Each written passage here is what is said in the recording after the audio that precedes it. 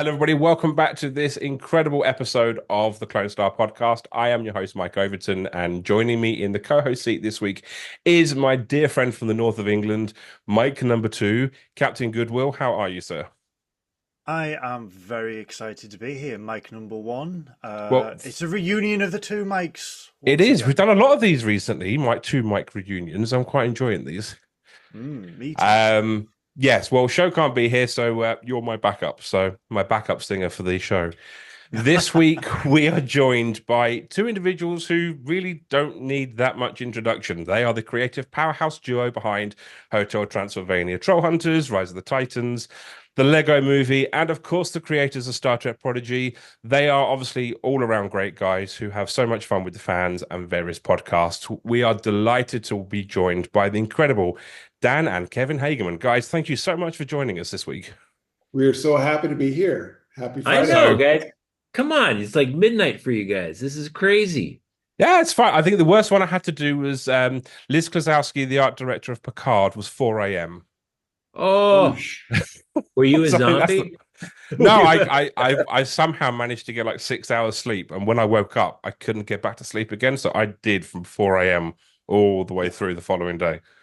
Oh my God. Sleep is for the weak. Yeah, exactly. Yeah, You don't need to sure. sleep.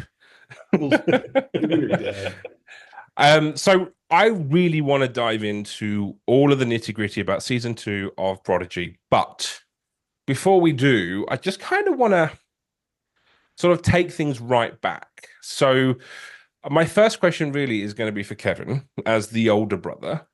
Do the older siblings have it worse?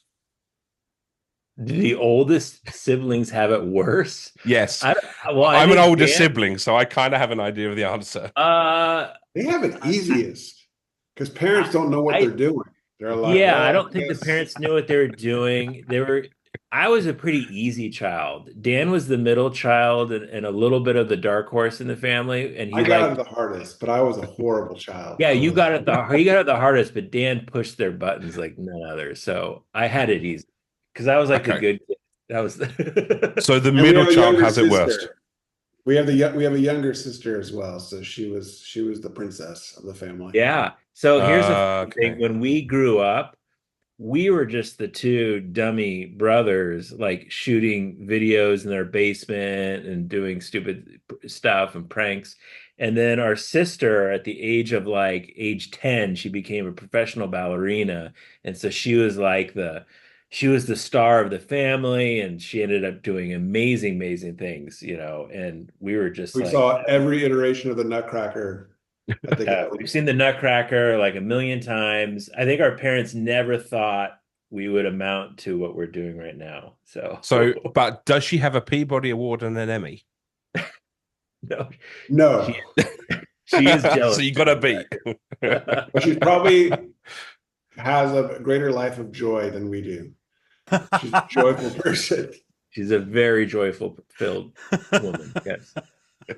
So, okay, on that note then, did you grow up in a creative household then? Yeah, our mother was an art teacher. Okay. Our dad was creative, but he was a contractor. And woodworker. We did a lot of woodwork when we were younger. So, yeah, we can't, and our grandpa was a painter and designed furniture. And there's a lot of like touch points, I think, of no creativity. writers, though. No writers, no actors. So you really were the black horse of the family then, being writers. Yeah, definitely. So where does that love of writing come from then? Is that something you've had always, even as a child, or is that something you kind of stumbled upon? We never sought to be writers. We just wanted to be in movies, not in movies, but around movies or whatever. Like, we just loved movies.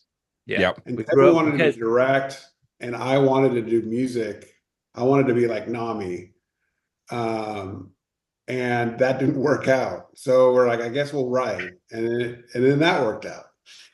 Honestly, Mike, I took a screenwriting course in college, and because I had to, it was part of my film program.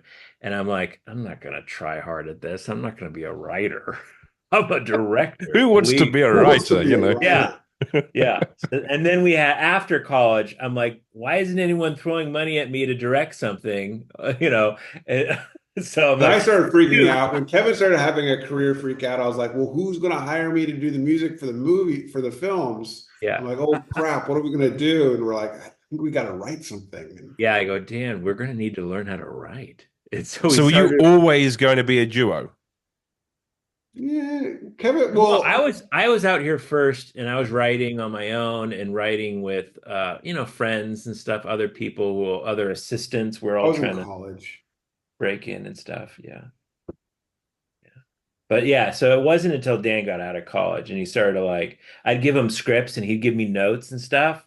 And he's like, this looks like a lot of fun. Can I do it too? And I'm like, yeah, let's try it. And That's Kevin's side of the story. I said, this guy needs a lot of help. I got to give him. my brother's gonna blow it. I need to help him so he doesn't embarrass himself. And then the Lego movie comes around and it all goes a bit mad. Yeah, Yeah. that's like that's an 8-year jump though. Yes, There's that's a true. lot of toil and a lot of sweat. Yeah. Yeah. A lot of graft. It was like there was like wasn't it the same year, Dan? Like we had the Lego movie come out, and then we had created this thing Ninjago called came out. Ninjago that took off, and like Yep. both really did Hotel well. Transylvania came out, I think, the year before You're right. Yeah. Lego movie. Yes. Mhm. I've got a note. See, show was very handy and giving me some notes, but he didn't put the date in there for Hotel Transylvania. I've got the notes in there for Lego and Ninjago and the Cruise and Troll Hunters, but I don't have it for Hotel Transylvania. Yeah. Show you're slacking. Hotel T was our first thing that got made. So how did that come about? I think Writer's we were doing a lot of live action stuff that would not get made. And we kind of got frustrated. And then the writer's strike, this is around 2007 hit. Right.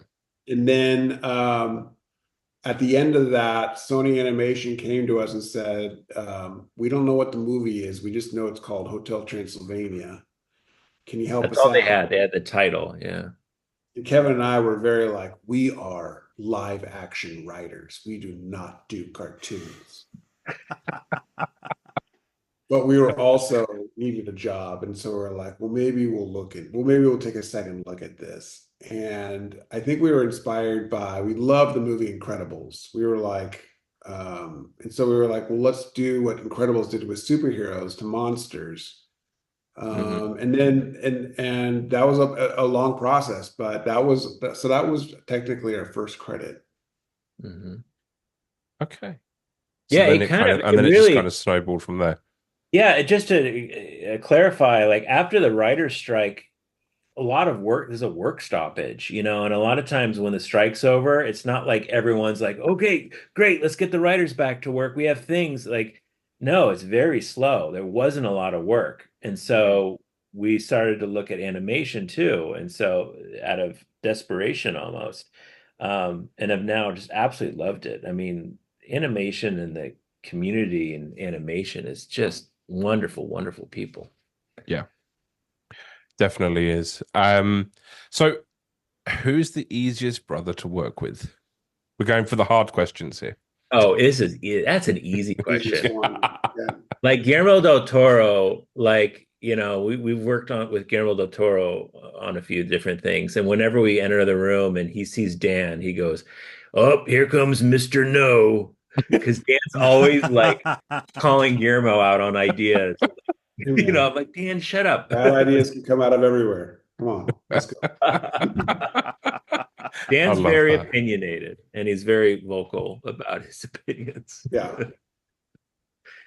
Dan thinks he's always right. So that well, it's a shoe fits.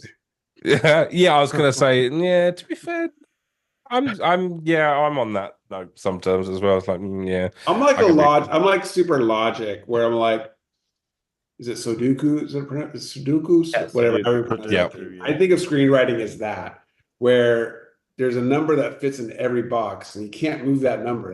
And so then when I think of story in my head, it's not the best way to work, whatever it is. But like when I see, I'm like, the number, it needs to be here. You need to do this, and That And creates. I'm the total opposite. I'm like all creativity. Let's just paint something and then paint over it again and paint, and just find it and find. So, but that balance, I think we balance each other out in that regard. Yeah. Approaches. But Okay, no, that makes sense. You're not arguing, Dan. You're explaining why you're right. I think some people are like, Yeah. Yeah, I like that one. Okay, so I think we better kind of move on to some Star Trek stuff, really. So, as you know, we are a Star Trek podcast after all. Yeah. We can do some Star Trek. I know. So, were you both Star Trek fans before Prodigy? Yes. Yes, but like not like I don't think we were ever like on a course to write a Star Trek show. We never felt like Well, we never dreamed of doing it because we never thought we'd be the guys for it. I grew up, in the 80s, and it was the rise of all the Trek films, and that's Yep. what I fell in love with. I loved the huge, especially compared to the TV shows, it was high drama, huge stakes, big stories, big swings, and I loved that in all the Trek films. and I don't think there was any show we were devouring every episode of. Like we weren't like we never watched Buffy. People were like, "Oh, you write a lot like Buffy." I'm like, we don't really watch Buffy. We watched a little bit of X-Files, but like I don't think there's I think being a Trek fan, I think a lot of times people like are like completionists. They'll watch quite a bit. And we just felt like we didn't have time for that until we got the job and they're like, okay, now we know a lot about Star Trek, through the aura of Star Trek, but now it was fun to kind of go back and have these certain preconceived notions of what we thought it was, and it's the hopefulness, the idea of a better future, and I think that's been something, especially having this work over COVID, working on something so optimistic was a lifesaver for us. Oh my gosh, yeah. I can just imagine that. Yeah, I mean, COVID was. I mean, I can't believe it was 4 years ago now. It's like, That's where insane. the hell did that go? I Yeah. still remember being locked up in my living room for like 6 weeks. Mhm. Yeah. If there was ever a time to really binge Star Trek, that was it. Yeah. Yeah. So, outside of Prodigy, because I can't count Prodigy with this one, what is your favorite Star Trek? Now, that could be a movie, it could be an entire series, a specific episode. Mhm. Well, for me, it's easy. I love TOS, because again, I started with the films and I fell in love with Kirk and Spock, and the whole crew. And so, and really diving deep into TOS later was just like awesome. Like it was fun, and it was smart and it was, really great, just crazy concepts. And I love that. I would say like outside of the movies like Wrath of Khan, like I was really impressed by what J.J. Abrams did with the 2009 Star Trek. Every time I watch it, I'm like the opening is so emotionally powerful. Such a great opener. Yeah. And then you match that up with the introduction of young Kirk and young Spock, and I'm like, this movie just like I'm so impressed with the storytelling and how and just as a movie fan, not even a Trek fan, but as just a writing, making movies. They are great movies. I think a lot of people hate on them, but I think if you almost sort of detach them from the Berman era of Star Trek, which is what obviously people still cling to, if you detach them from that, all three of them are fantastic films. All three of them are fantastic. And we were watching those movies before we had gotten Prodigy, so I'm just saying that was a thing where I was like, wow, they like it's a tough thing to reintroduce the Trek into the movies. How do you restart these movies? And I thought he did a fantastic job. Yeah. And he also did it in such a way where it didn't sort of take away anything from anything that had come before it. Yeah. Which I think is also really important for something like that as well. Yeah. Mm-hmm. So how did the idea of a Star Trek series come about? Well, it was Alex Kurtzman and Heather Caden over at Secret Hideout. They wanted to do an animated, Trek show that really did invite a new audience. I think it was more or less to introduce kids into the vast universe of Trek. And I think when they talked to us, they really liked Troll Hunters and Ninjago that we had done. And we do a lot of like highly serialized, animated work. Yep. And yeah, they were, I think they came to us about the idea of like a kid show, and we were like, we're not really interested. We kept like, if you look at our work from like Ninjago's a little younger, then Troll Hunter's a little older. We didn't want to go backwards to younger stuff. We wanted to do older stuff, and we kind of made the case of like, it's not just kids you want to bring into the Star Trek universe, but there's a lot of people out there, even people like me at that time. I was like, I don't know if I want to just turn on TNG because that feels like a lot of episodes. Like, what am I getting Yep. myself into?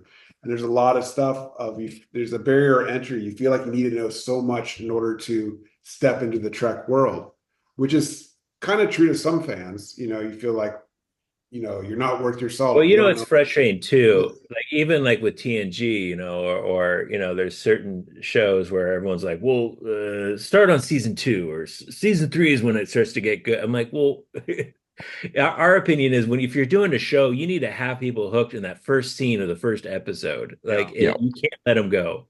Yeah, I just responded today. Like I had posted something about AOC was talking about Janeway being the first female captain. Someone's like, well, technically she wasn't the first female captain. I'm Yeah. like, I know, but let's come on.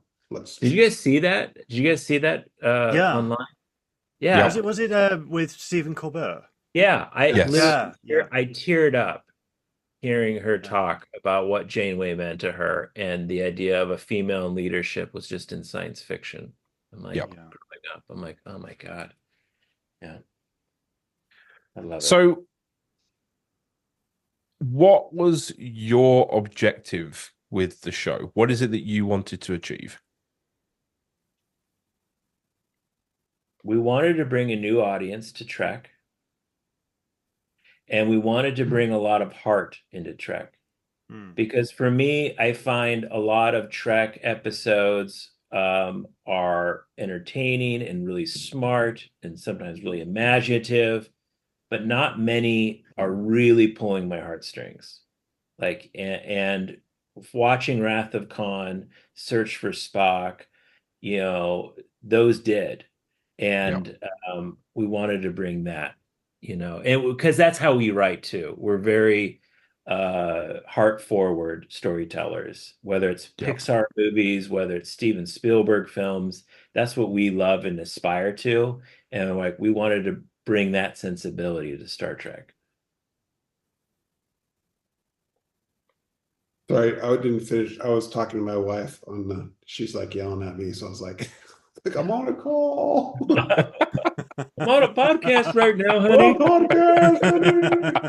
Stop calling me those names.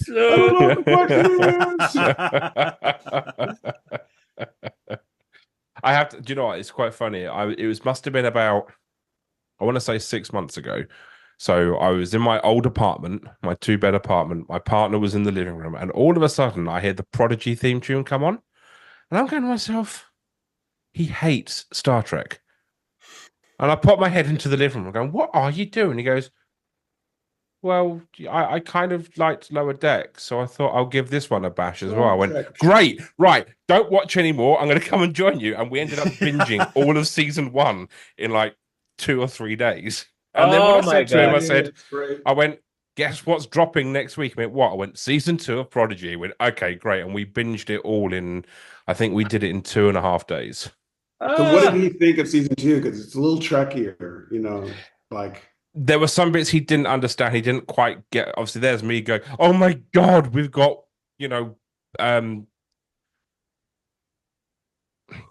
Pink Top Janeway or whatever." You're like, no, I'm having Crusher. a real. You can Wesley tell it's Crusher. midnight. Yes, you got Wesley and Crusher. Dr. Crusher, and I'm going, "Oh my God, this is such an incredible moment." He's looking at me like, "What the fuck are you on about?"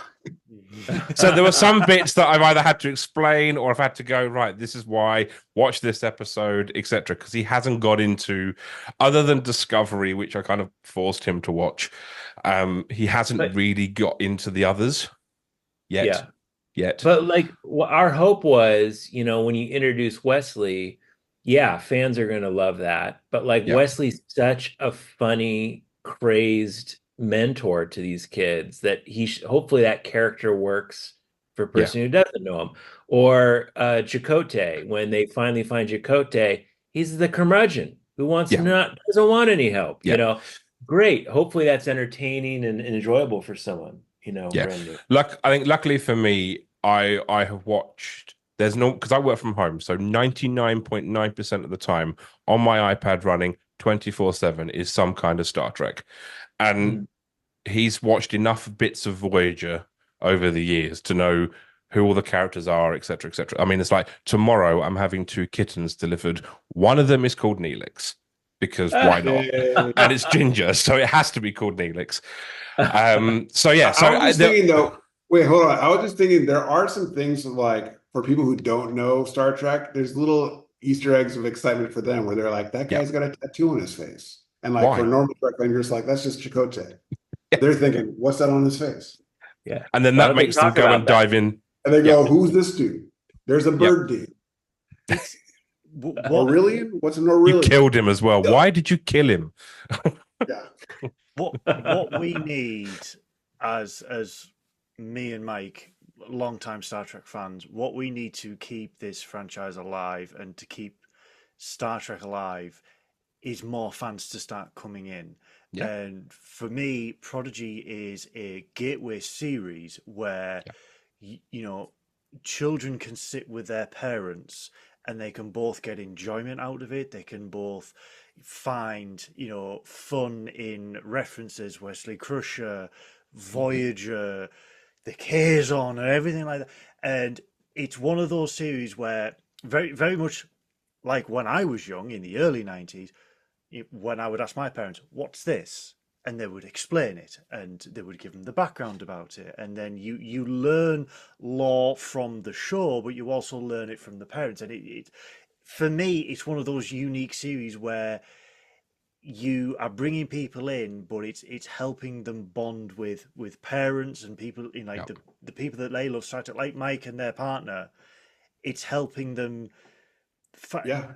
Your partner did not like Star Trek until he found Lower Decks Nope. and Prodigy, and now you're going, oh, we can watch this, and then, oh, well, this is the Voyager A because the original Voyager was it, and he's Kazon, and this is great. This looks like the Galileo from the original series, and this is brilliant, Yeah. and it brings people new and old together, and it imparts our knowledge, far too much knowledge on Star Trek to the younger generation, and they can Yeah. sort of begin to understand why we love Star Trek and why some of us geek over ships or why people geek over a Cardassian or a Romulan and stuff like that. And it's wonderful, and I think Prodigy is just the pinnacle of bringing these younger generations in. It is the next generation Yeah.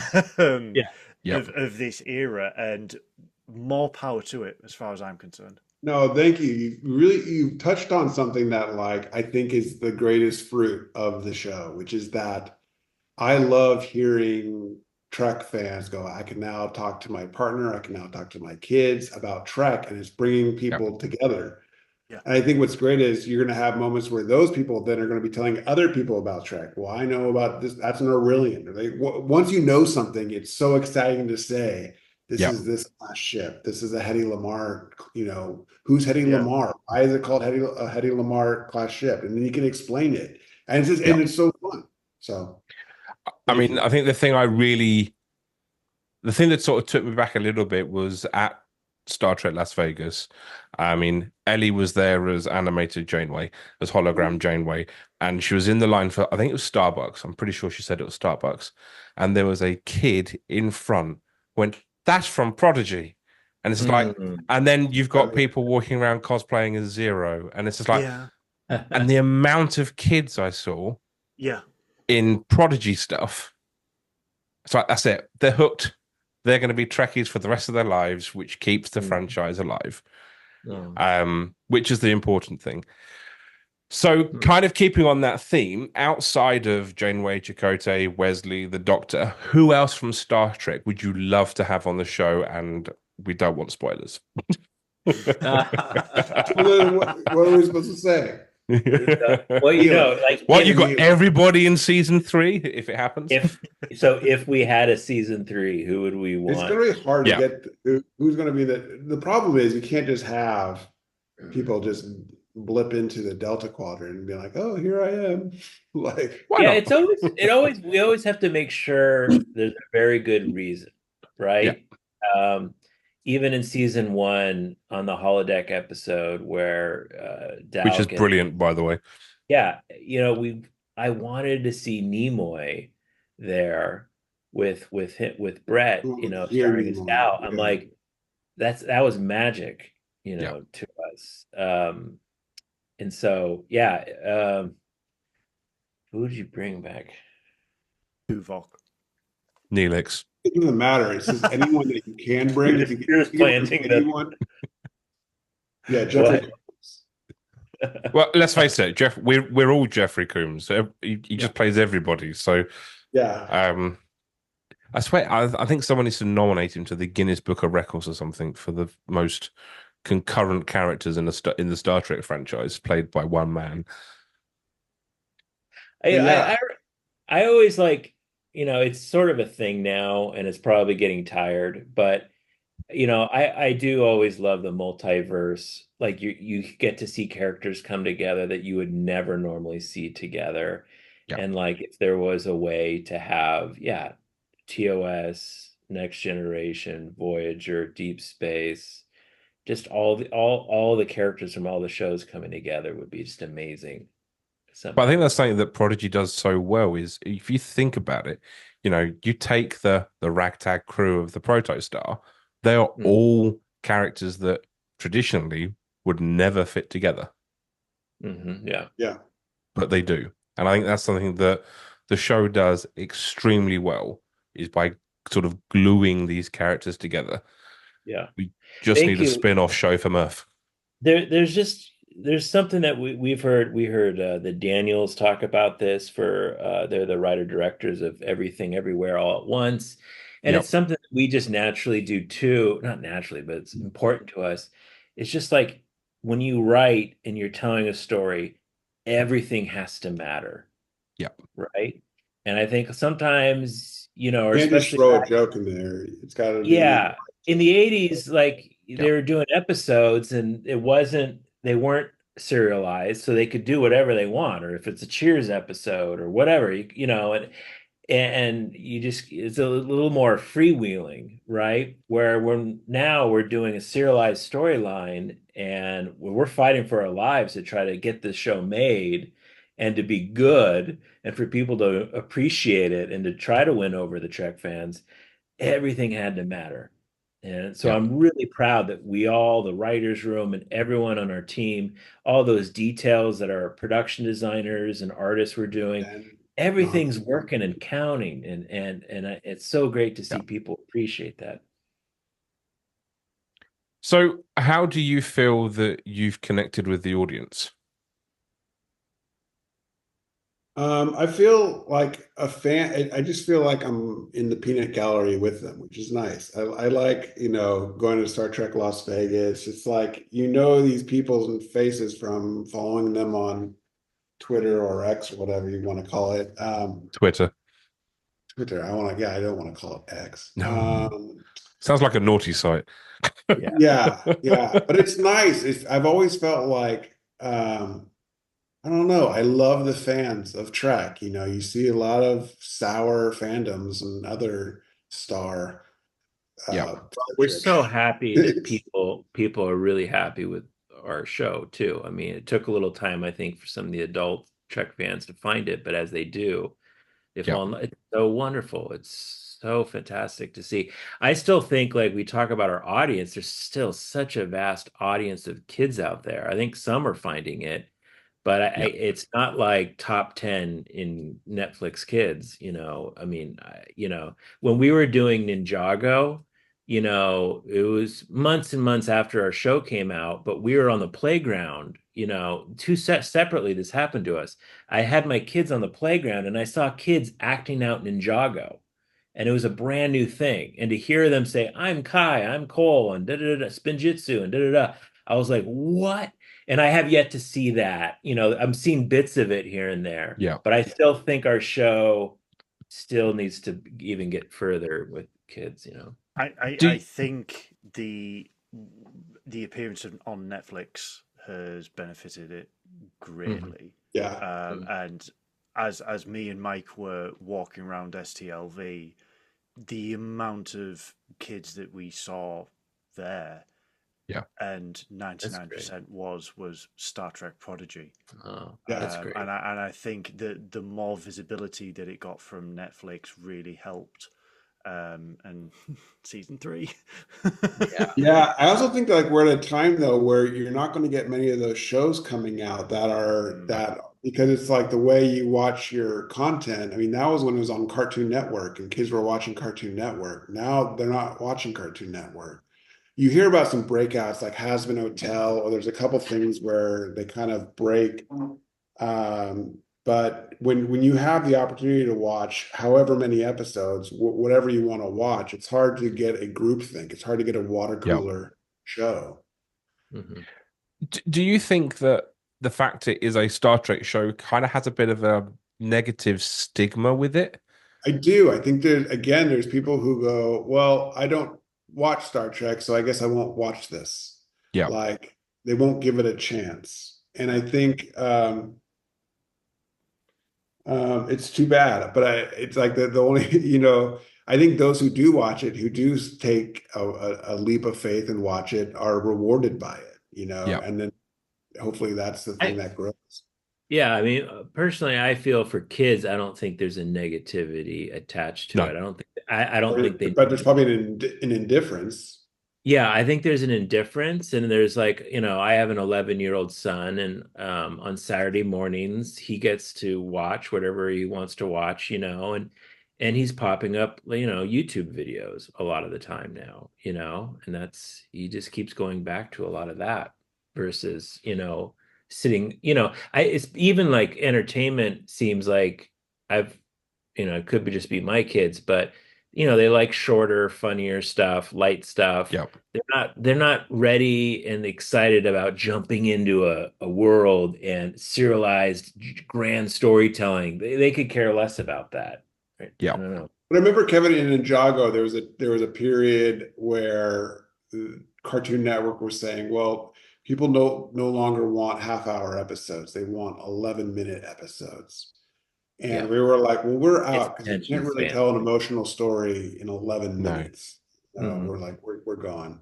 And I don't think we'd ever go there. I think people will, it's a changing of taste amongst, and it's a little alarming. I hope kids don't grow up with just shorter attention spans and they can't handle long form stories. It's the TikTok culture, isn't it? That's what it is. It's that kind of. So what we need 150 episodes at 5.5 minutes long for TikTok reels. Yeah, that's what we need. Oh, God, could you imagine putting that together?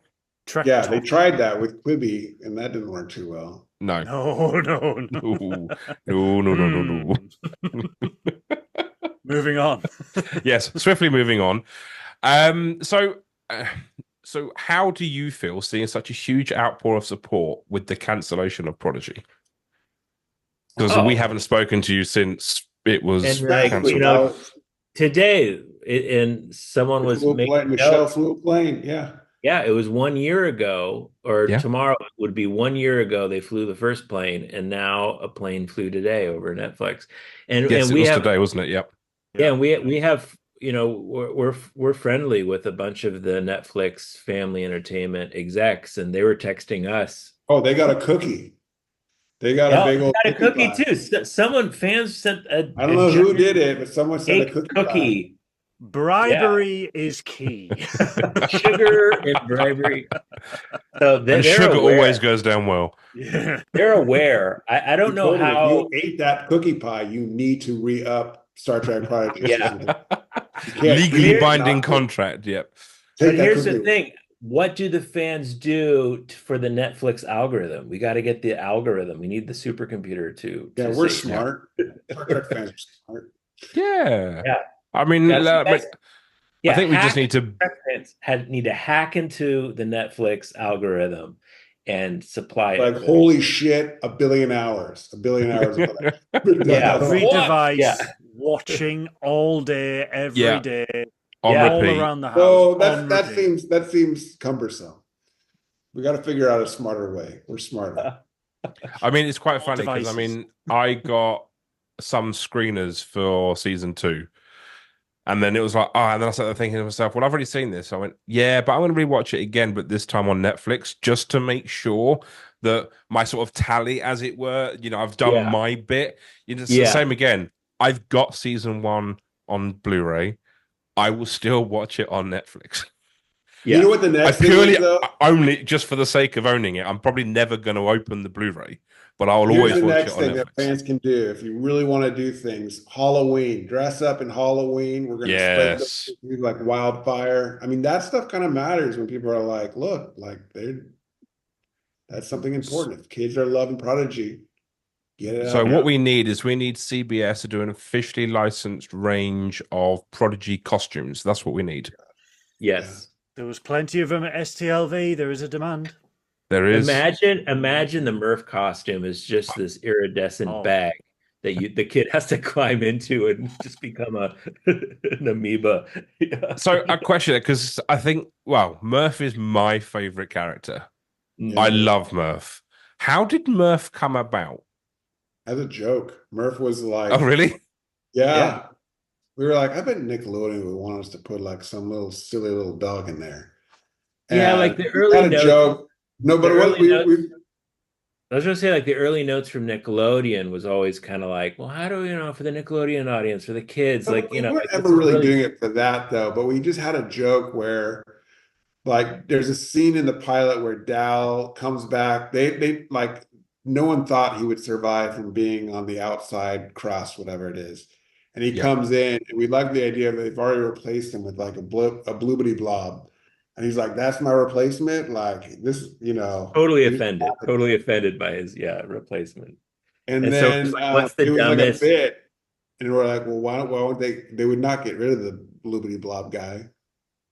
And Mhm. that's how Murph got born. Yeah, we're like, okay, yeah, what if they actually have a pet, But it's not, So, Originally, Murph was supposed to be super ugly. Like there was a lot of okay. like Murph was going to be like just a bag of slime, and we were going to get real. We were going to get walrus sounds. We just like the idea of like, oh, like he just was like, loud he, and annoying. Yeah. and Nickelodeon's like, well, maybe we should cast like a voice actor, and we're like, no, it has to be an actual walrus. And then we heard D. Off to Bradley the zoo Baker. we go. Yeah. Yeah, And then yeah. And we heard D. Bradley Baker record. They're like, this guy can do a lot. Why don't you listen to him? And he was amazing. So yeah, we've always had big plans for Murph. Like, we've always wanted every season there's a grand metamorphosis for him. But Yep. I really want to see what happens to him in season 3. I'm hoping he gets like extra arms or something. yeah. Just I mean, I think my on Star Trek Online, yes, I am that nerdy. I play Star Trek Online. I have a melanoid slime worm as my pet. That is my pet on Star Trek Online. It follows me everywhere. I you know love what it. I've been pushing, what I've been wanting, and Kevin never wants to do it, is the little globule on Murph's head. I want that Yep. to turn into a little tiny like Murph, like that it can go around and be like a little spy. Like it'll Starts jump to off it becomes sentient and it's like its own like living mini organism. Murph, Murph and mini Murph. Mini Mini Murph. Murph. Yes. Yeah. Oh. So what we Well, need now is we need some officially licensed Murph plushies Yes. because I know that's what we need, and we need Murph costumes and a yeah. Murph spin-off show. That's what we need. We need a Murph Yeah. spin-off show. Mini Murph Star spin-off. Trek Murph has got The a great ring to it. misadventures of Mini Murph. Yes. Yes. Yes. Yes. So obviously, look, creating a show is a lot of work, but obviously a lot of planning. So did you have an idea of how many seasons you wanted to do? We always thought that this would go for a lot of seasons. We were like, Yeah. So do Yeah. we. because I think everything that we've worked on has gone on for a lot of sequels or a lot of seasons. And Yeah. so we were all in for like We did 7 not. We're like, we are not going to be the most short-lived Star Trek show ever made. Please, that Well, is. if we Yeah. can get past, is it 4 seasons 40 for Enterprise? episodes. Yeah. Lower Decks is 50. So I mean, even though it's only 2 seasons, it's basically like 4 seasons of Lower Decks. Yes. Yeah, if you actually look at it, like the way, if you look at how we broke the story out, it was supposed to be four seasons of 10 episodes, Right. but And then but it got repackaged into 2 seasons of 20. got you. Okay, so then obviously with season 2 being released, what is next for both of you? Not necessarily Trek related. We're working on a bunch of stuff we can't talk about, but I know. I'm trying to think of what we can talk about. One thing that is out there and is we wrote a live action movie called Dragon's Lair off the Don Bluth video game.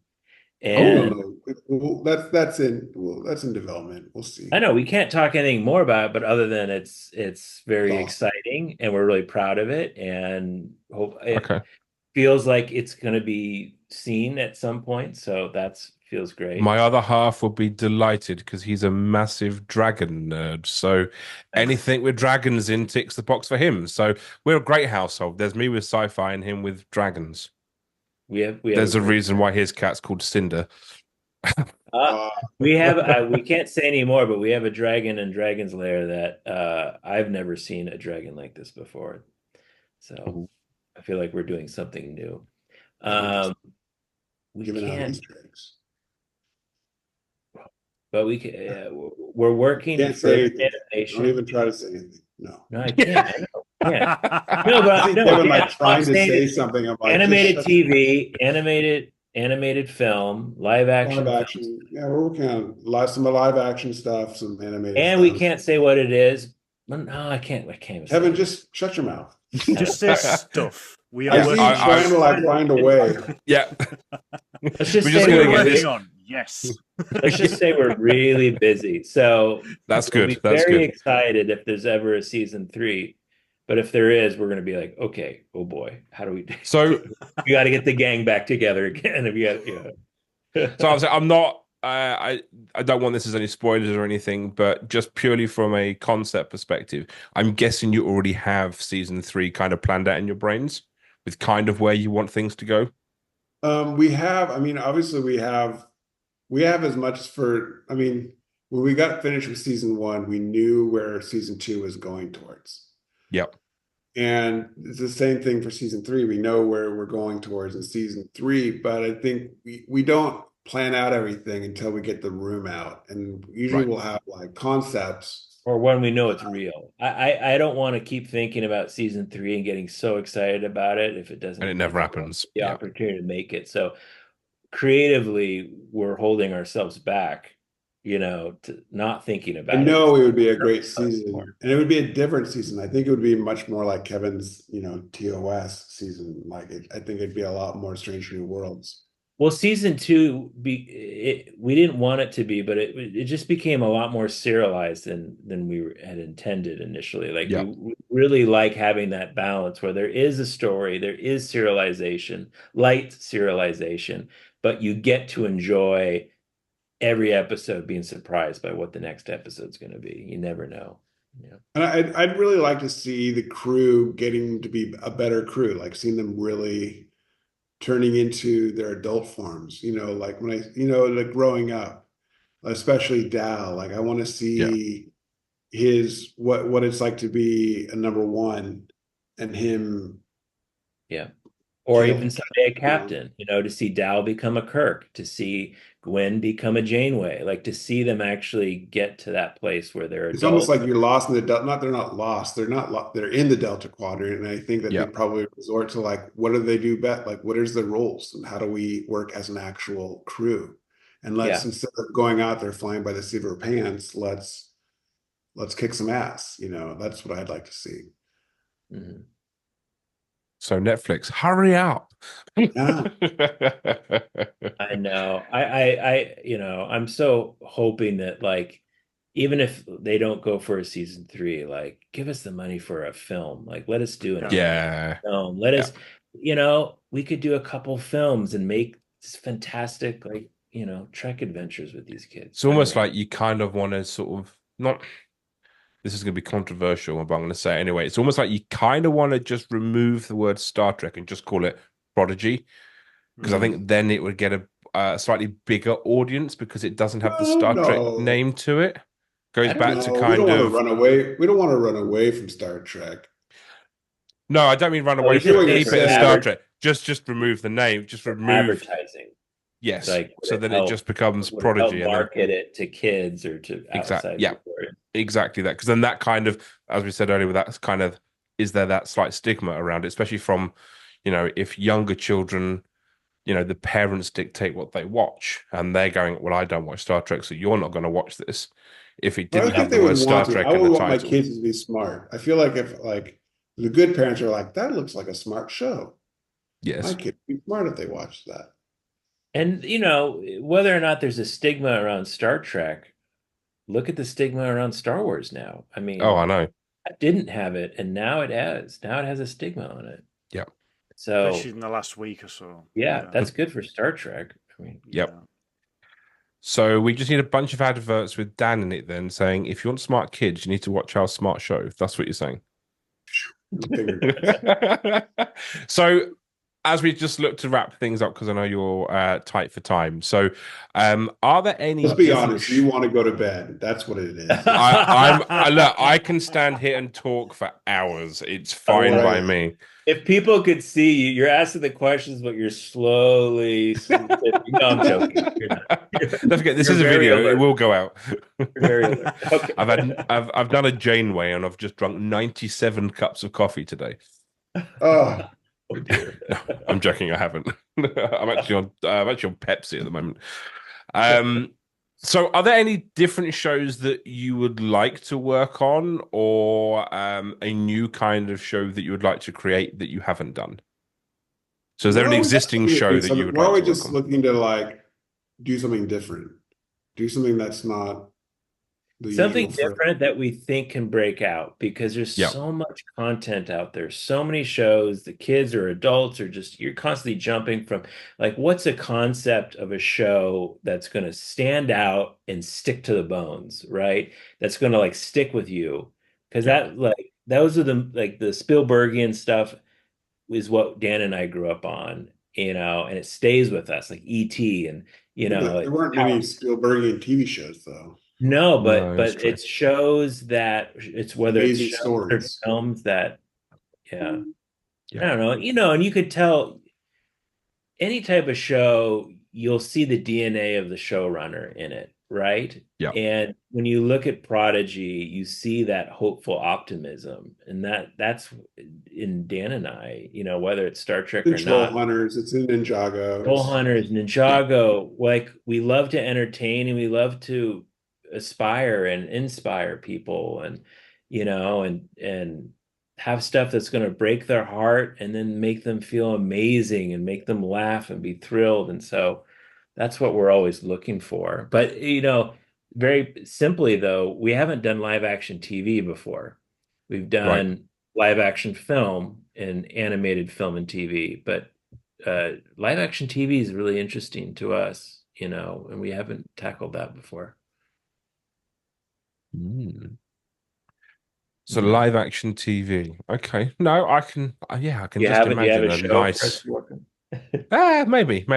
I'm just thinking of a nice, great big positive ball of live action TV. I've got some ideas. I'll email you later.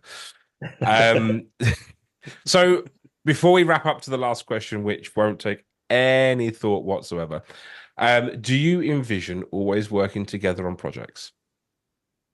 Yeah, I do. Would Would that be so Dan's sad? like, no, never. One of us is like, yes. The other's like, no. No, there's so many benefits to working as a team. I mean, one of and they're kind of. What do you think are the benefits to working as a team, Mike? To Mike, the Mike. And Mike too. Well, I think it's just the fact that you know each other so well. You know what the other person's thinking. You kind of get harmonious relationship. Yeah, you know, I think that definitely helps. That's part of it. That's part of it. But you know what's one of the lesser known is that, you know, the industry is tough. Shows get pulled off of streamers, things like that. Your dreams get crushed every week. And also, when you have big wins, you know who doesn't care? Your family. It's like they're like, oh wow, you know, you got a Peabody. Like what? But you have someone to celebrate with. Yeah. So Kevin and I celebrate together, and then also you have someone to commiserate with. So when things aren't going well, you can go, together, like, or lift each other up. We always, or we lift each other up, right? There's a lot of times, let's say if it's bad news that comes, one of us is usually like, okay, well, you know, one might be bottoming out and the other's like, okay, let's be optimistic about it. Like, let's be hopeful about this. I think that's the best thing. It's the idea of we're doing it together and that you have someone for good and for bad. Yeah. You know. I like that. I like that. I think that's great. I think it's really nice that you have that. I mean, me and my brother have a strange relationship and we don't talk an awful lot.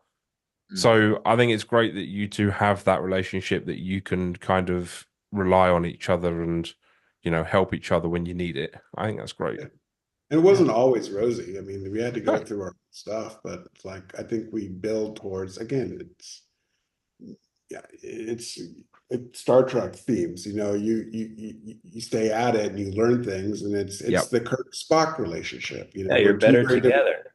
Yeah. Exactly that one. And then tomorrow I'm going to announce I'm going off on my own. See you, Kevin. Dan Hageman LLC, yeah.